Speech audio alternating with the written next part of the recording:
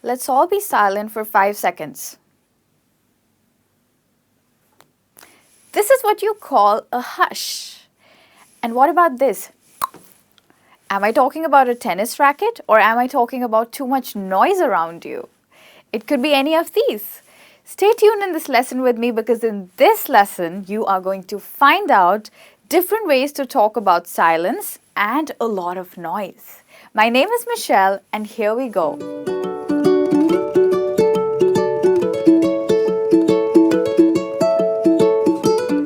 So welcome to the lesson and here we have the first word. Let's start with the word that I used first in the lesson. We are starting with silence and don't worry, we'll go up to making a lot of hooting and a lot of noise for you. But the first word that we have means silence, a lot of silence, all right? Hush. Hush means silence. But as you know, that silence can be either positive or negative depending on the situation.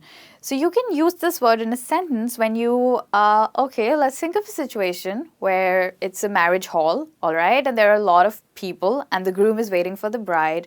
And suddenly when the bride walks in, a hush falls over the marriage hall. This means that everyone becomes silent. So when the bride walked in the marriage hall, a hush fell over.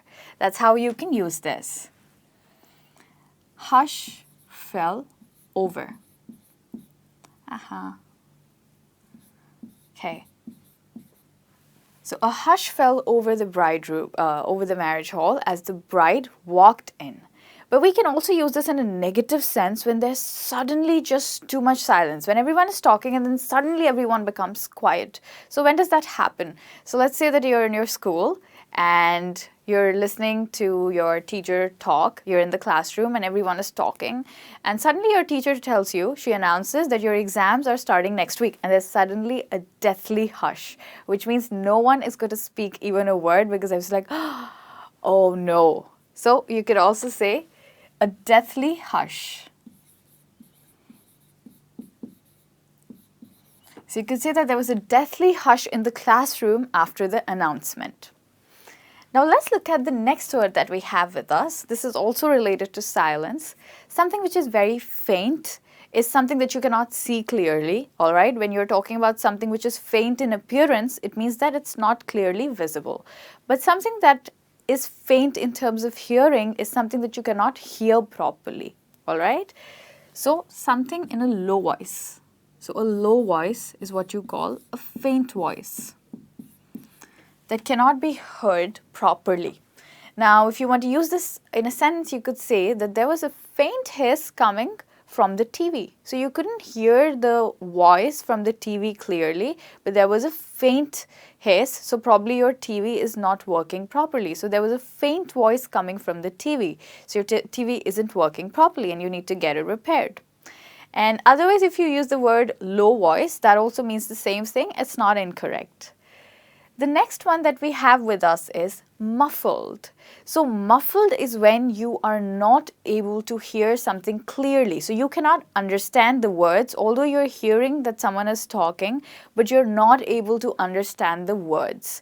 So that's when you cannot hear clearly.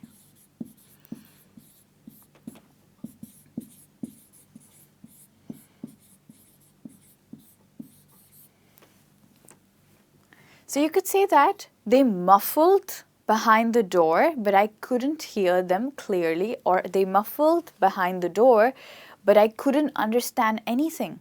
So you surely know that someone is talking, but you don't know what they're saying. So like I said that, you knew that I was saying something, but you don't know what did I say. You didn't understand the words. So he muffled behind the door and I couldn't hear him clearly.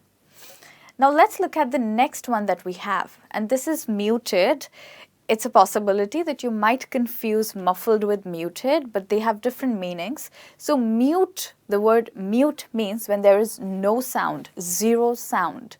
But when you use it with an ed, muted, so this is used when you expected that there would be a lot of sound, but there wasn't any. So you expected something to be very noisy, but it turned out to be very silent. So if it's getting confusing for you, then let's say that you were listening to a speech, a wonderful speech. You were in an auditorium and you were listening to a wonderful speech. And you expected a huge round of applause after the speech ended. However, there wasn't the applause was actually muted, which means that you expected it to be very loud. However, it turned out to be a very dim applause. So that's when you use it, when you expect a loud noise, but you don't get any.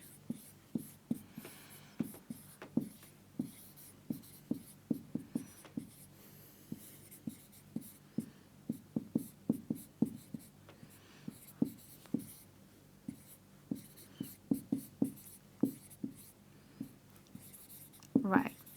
So when you expect a loud noise, but it turns out to be very dim, that's when you say that the applause was muted. Okay. The next word that I said in the beginning of the lesson, a racket, is a racket with which you hit a tennis ball or any other ball. And a racket otherwise also means, an illegal activity or tricky scheme. So like a new weight loss racket, which means that people are luring into a new scheme for losing weight. So you could say that it's a new weight loss racket, which means you know that it's false and it's a dishonest scheme. But here we are not using it in that sense. So here racket means a loud and unpleasant noise which is very continuous. I guess I'm talking too much. A continuous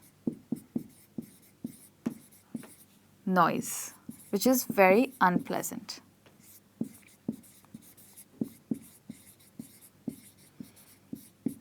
Okay, so what happens when you're trying to sleep and there's a lot of noise from the traffic which is coming from the streets below? That's when you can use the word racket. You could say that there was a loud racket coming from the street below that didn't allow me to sleep. Or you could say that I couldn't sleep because of the terrible racket made by the traffic in the street below.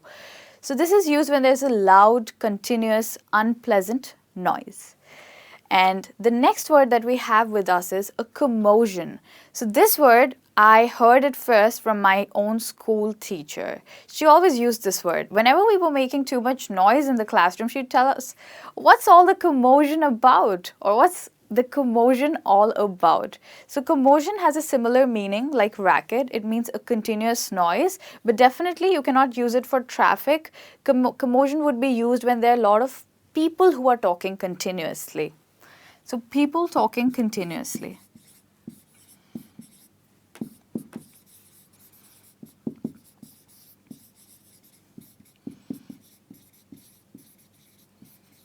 So you could hear it in a classroom or an auditorium if there's an announcement that's made and that announcement has caused a lot of confusion.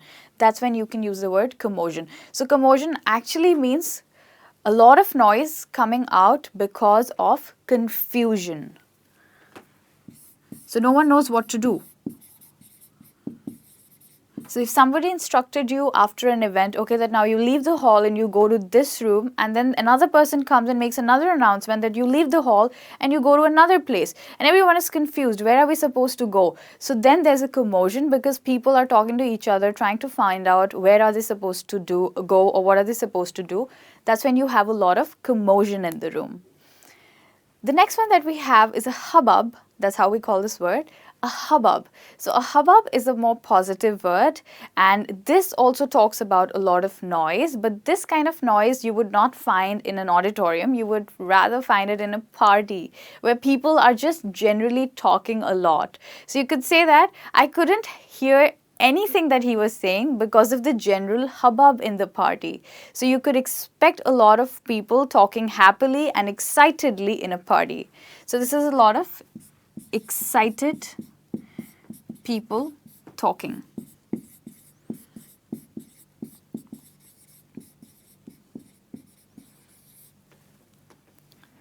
So there was a general hubbub in the party because of which I couldn't hear my friend talk. The next one that we have is a clatter, and this is the most annoying of all the sounds that we have on the board. I really don't like this sound. So this one you would hear possibly from the wash basin. Let's say you were trying to have a conversation with your friend in the living room and you know that someone is washing the dishes in the kitchen, and there's this continuous sound where two hard things are hitting each other, two dishes are hitting each other, and that sound is so irritating. So you could say that my conversation was almost impossible because of the clatter coming from the kitchen. So that means when two hard things are hitting against each other, the kind of sound you would hear when you're washing dishes. So clatter is two hard objects hitting each other. It could be more than two, of course. So I'd remove this. I'd just put hard objects hitting against each other. So that's when you hear a clatter. Mostly a clatter would be from the kitchen. The next one that we have is we have the phrases now. The first one is can't hear yourself think. So sometimes the noise around you is so loud that you cannot even think. It's just so loud. If you're trying to think something, you're like, oh gosh, again they're talking. So if someone is shouting too loudly or they're talking too loudly, you cannot hear yourself think. And this generally happens with the kids around you because they wouldn't just listen. Even if you ask them to keep quiet, they wouldn't. So you could say, could you just please stop shouting? I can't hear myself think. So when someone is shouting loudly.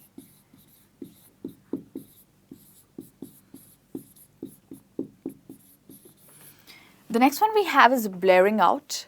So this is a very common word which is used with the word music. Music is usually blaring out. You could say that the music was blaring out of the speakers next to the pool. So whenever the music is at a very high volume and you cannot hear anything, it's really irritating and too loud, that's when you can say blaring out. Sometimes you can use it positively also, like music was blaring out. So for music.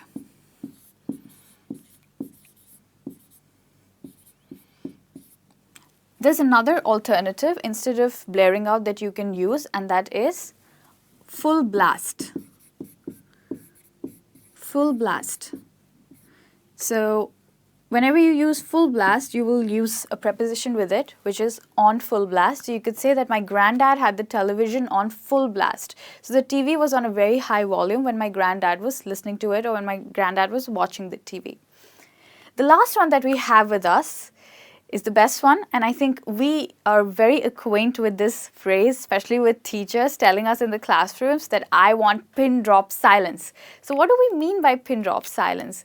Pin drop silence is absolute silence, that the place around you should be so silent that you could hear a pin drop on the ground.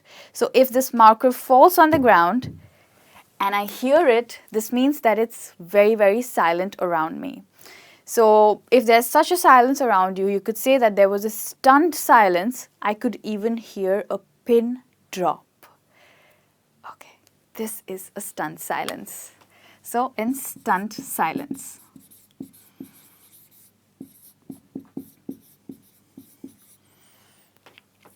Right, so whether it is noise or whether it is silence around you, now you have awesome vocabulary to talk about either of them and some interesting phrases as well. I hope it was fun for you. Thank you so much for staying with me.